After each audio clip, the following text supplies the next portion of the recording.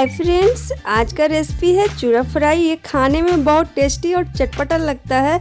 आप इसे चाय के साथ शाम को खा सकते हैं या फिर कभी भी खाने की इच्छा तो आप इसे खा सकते हैं। खासकर बच्चों को तो बहुत पसंद आता है और आप इसे लंच में भी ले जा सकते हैं। तो फ्रेंड्स, अगर ये रेसिपी अच्छा लगे तो प्लीज़ लाइक कर दीजिएगा और ये चैनल को अभी तक सब्सक्राइब नहीं किया तो प्लीज़ सब्सक्राइब कर लीजिएगा और बेल आइकन को ज़रूर प्रेस कीजिएगा ताकि मेरे न्यू वीडियो का नोटिफिकेशन आपके पास ज़रूर आए, सबसे पहले आप देख सके। तो चलिए देख लेते हैं कि क्या क्या सामग्री इसमें लगता है। तो यहाँ पे हम एक प्लेट में अच्छी तरह से फ्रेश करके चूड़ा ले लिए हैं और यहाँ पे कुछ मूंगफली के दाना लिए हैं और यहाँ पे हम मटर लिए जिसे अच्छी तरह से फ्रेश कर लिए हैं। यहाँ पे 2 मिर्चा हरा, 1 लाल मिर्च लिए।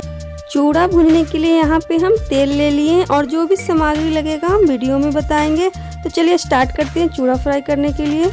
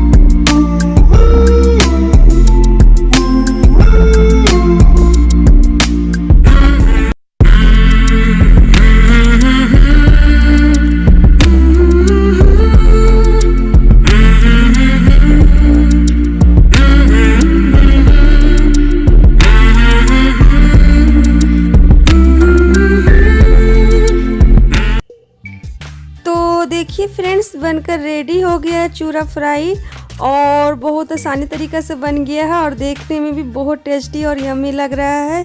तो आप भी इस तरह से ज़रूर एक बार ट्राई करके देखिए और सर्दियों में तो और अच्छा लगता है चूरा फ्राई करने में। तो आप भी ज़रूर बनाइए और खाइए, अपने फैमिली को खिलाइए। तो फ्रेंड्स, अगर मेरे चैनल पे पहली बार विजिट कर रहे हैं तो प्लीज़ सब्सक्राइब कर लीजिएगा, साथ में बेल आइकन को प्रेस कर लीजिएगा।